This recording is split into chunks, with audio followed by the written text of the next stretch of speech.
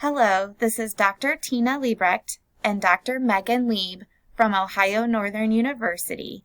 We are excited to share with you some information and ideas for incorporating quality and safety into a CLABSI simulation experience. We found that our nursing students have an excellent opportunity to learn about clinical situations occurring in the hospital setting through simulation in our nursing labs during their undergraduate education. We're excited to share a little bit about that with you today.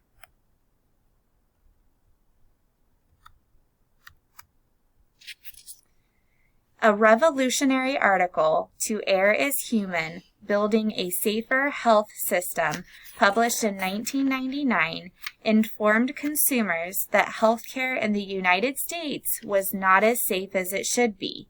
Numerous statistics reinforce the notion that preventable medical errors committed by the once trusted healthcare team were occurring more frequently than AIDS or motor vehicle wrecks. Informed patients now enter the operating room concerned not only about the risk of cancer, but also about wrong site surgery or avoidable injuries. The cost of these errors is high. Human lives are lost, and the negative financial impact to society and healthcare organizations is great and growing with new provisions of the Affordable Care Act. An evident conclusion from the report is that it is not acceptable for patients to be harmed by the healthcare system that is supposed to offer healing and comfort.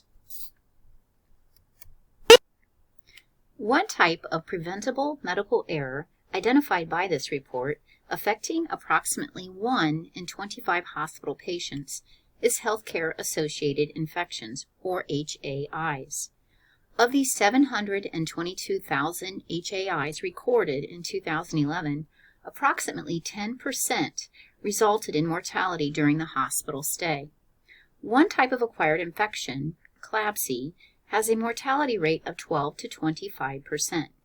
An intensive effort from 2010 to 2014 to prevent central line-associated bloodstream infection proved to be effective and reduced occurrence by 17%.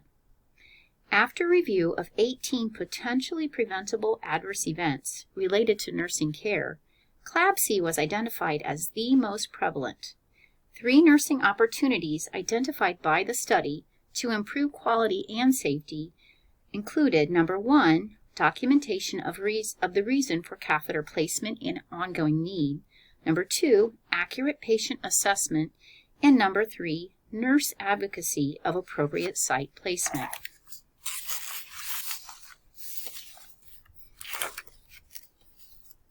A fact sheet developed by the Quality and Safety Research Group at Johns Hopkins in 2009 identified 5 interventions to decrease the risk for CLABSI.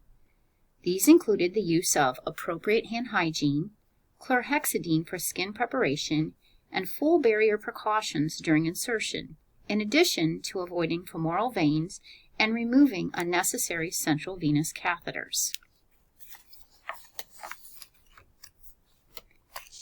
Bedside nurses also perform many skills related to central lines, including placement of peripherally inserted central line catheters, site dressing changes, and administration of medications and/or fluids through the line. A toolkit for reducing CLABSI rates, developed by AHRQ, puts significant emphasis on the education of nursing staff, including a focus on empowerment.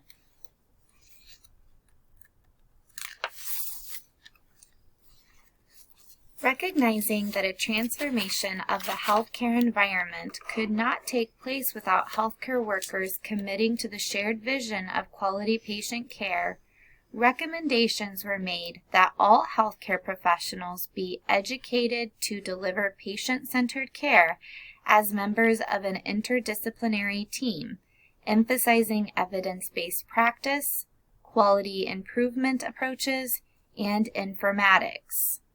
From that, Robert Wood Johnson Foundation founded the Quality and Safety Education for Nurses project. Kolb's experiential learning theory was used as a basis for this learning strategy. The 4 components of experiential learning theory include thinking, planning, performing, and debriefing.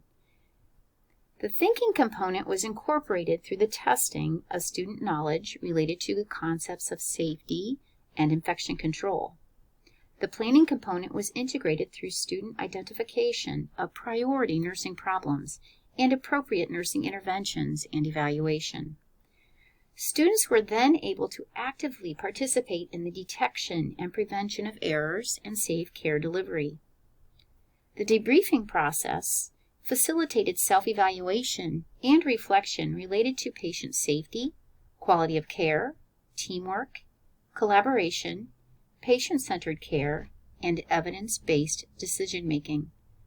Combining experiential, transformative learning, utilizing knowledge, skills, and attitude as targets provides structure for the development of scenarios to meet educational goals. As nurse educators, patient safety is a priority. Incorporation of simulation-based learning experiences into nursing curricula provides a safe learning environment in which students can build their confidence, develop critical safety skills, and hone their ability to detect and prevent error. This CLABSI simulation scenario was developed based on reliable evidence in the literature, current trends in healthcare settings, student learning needs, and realistic clinical experiences. The cues and competencies were utilized as targets for student KSA development. Principles of effective simulation experiences were used to organize this simulation experience in an understandable and consistent manner.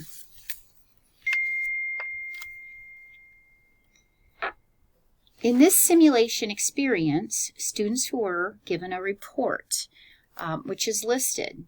And prior to this, the simulator or mannequin was set up as a healthy patient with adjusted vital signs set for the first phase of the simulation.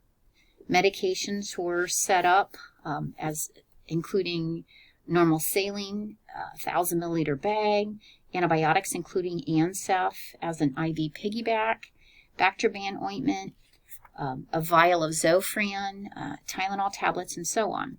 The mannequin was set up with moulage flushing over the cheeks, diaphoresis. The triple lumen site had a dressing over it with erythema of the tissue, green exudate, and that was intact over the triple lumen site. Additional supplies were set up that the students might need throughout the simulation. So the report was given to students about the patient who was a 68-year-old female who came in with symptoms of increased weakness, malaise, poor appetite for 3 days. The patient was diaphoretic, febrile, and chilling, and she had a triple lumen catheter present in her upper chest that had purulent greenish drainage under it. Students were also provided a copy of the admitting physician orders, which included components of sampling the wound site to obtain a culture and sensitivity, running IV fluids, administering antibiotics IV, administering anti-nausea medications, and antipyretic medications, obtaining vital signs, activity orders, and providing a dressing change to that triple lumen site. So students were able to review the physician orders ahead of time and identify kind of their plan of what order to prioritize the implementation of these orders. This is the initial state of the simulation, and the simulation continues to unfold through 3 states. In this first state, students are really just focused on obtaining an assessment of the patient, obtaining vital signs, assessing the triple lumen insertion site. During this phase, they might also begin some of the process of collecting wound culture from the triple lumen site, inserting an IV, and so on. As the other phases unfold, they would then start to institute the provider orders, including initiating an IV, administering antibiotics, administering antipyretics, and anti-nausea medications, as well as doing a dressing change on that triple lumen site. The final state involves a return of the labs that were drawn, and the students then analyze those lab results and identify if any of them would need to get notified or called to the provider.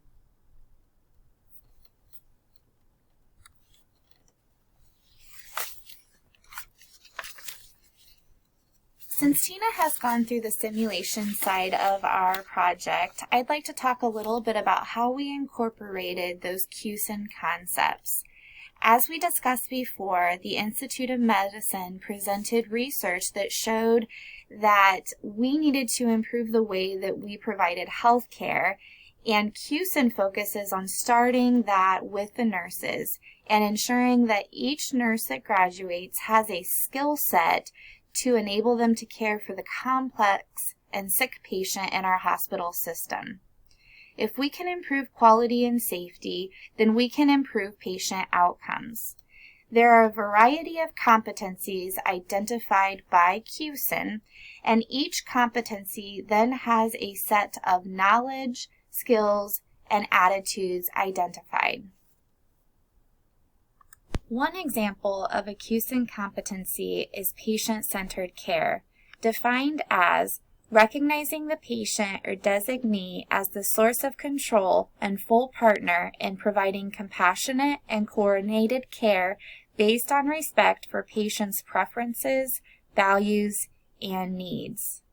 An example of a knowledge competency in that category is to demonstrate a comprehensive understanding of the concepts of pain and suffering, including physiologic models of pain and comfort.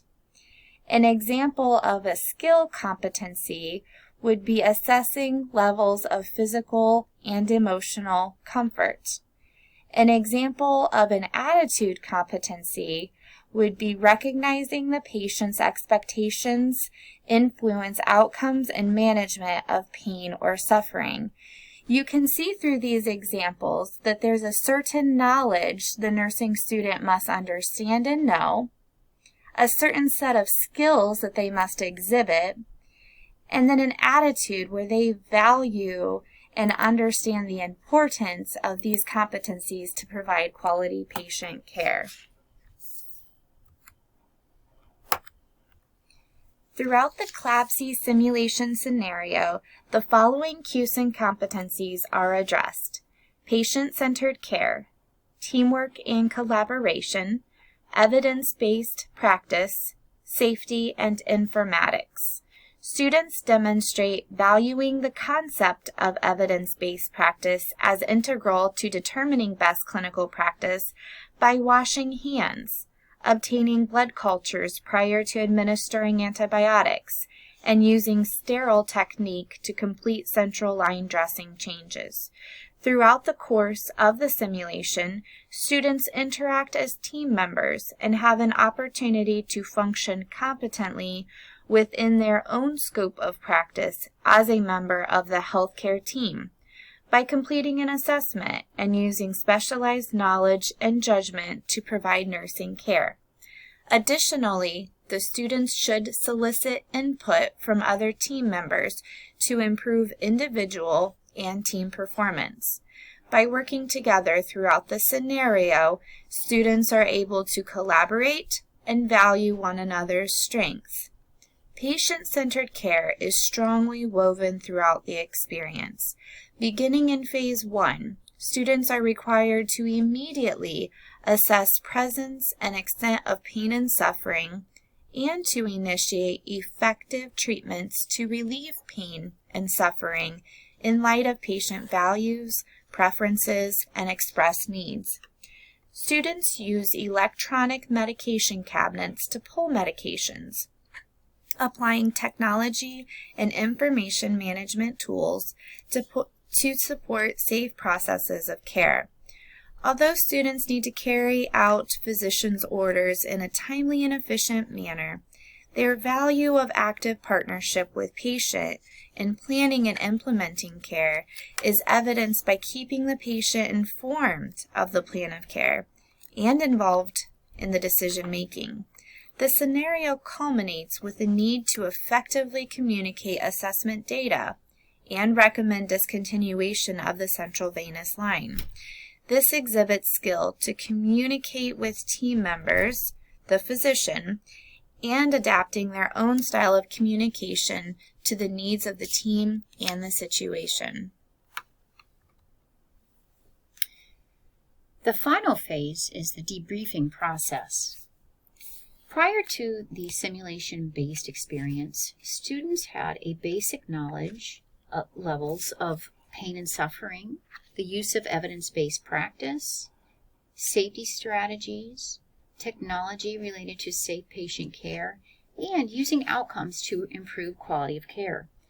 The experiential learning, which occurred during simulation, allowed students to develop or build skills associated with each competency. Instructors also have the ability to assess skill development and identify whether students truly have incorporated competencies such as safety into their practice. During the debriefing process, the instructor further facilitates the development of values such as seeing healthcare situations through the patient's eyes, using evidence-based practice to determine best clinical practice, and appreciating contribution of individuals and teams to improve patient care and outcomes. The construction of these core values powerfully impacts and defines the student's practice. In this simulation, several debriefing questions were posed to the student learners to help them look at the situation a little bit more fully. These were focused more on helping students to better identify common signs and symptoms of CLABSI as well as potentially unfolding sepsis. They were also encouraged to identify priority nursing interventions and talk about, why were those the priority interventions at that point in time in the simulation? What should come first and what should be assessed following that? They were also encouraged to look at key strategies to minimize CLABSI development. And we discussed, various settings when CLABSI risk is involved. And it could be acute care settings, but it could also be involved in home health or hospice settings, as well as others. So talking about different settings where nurses need to be diligent about assessment and patient teaching and maintaining sterile technique with care of central lines. Another area that came up was talking about patient education. If a patient in the acute care setting is going home with some type of a central line, what kind of patient teaching needs to be provided to decrease risk as far as CLABSI development?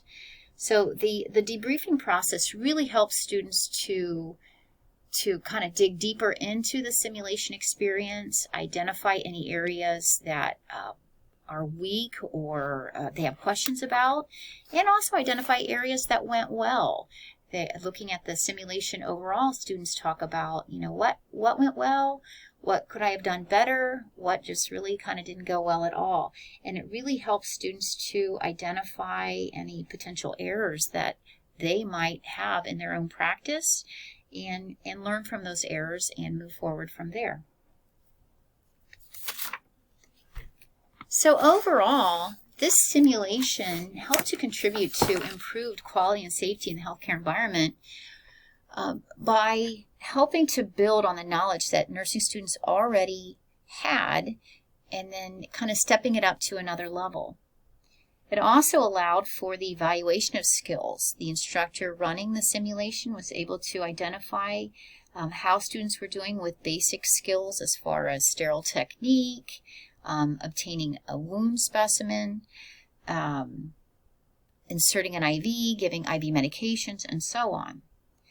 And finally, it really created a platform through the debriefing process to further develop values and appreciation for the overall cues and competencies. So we really appreciate you taking the time to listen today. Our next slide provides the reference list, and it's pretty extensive, but we hope that if you have any questions, you'll ask away, and we'll do our best to answer them. Thank you again for your time.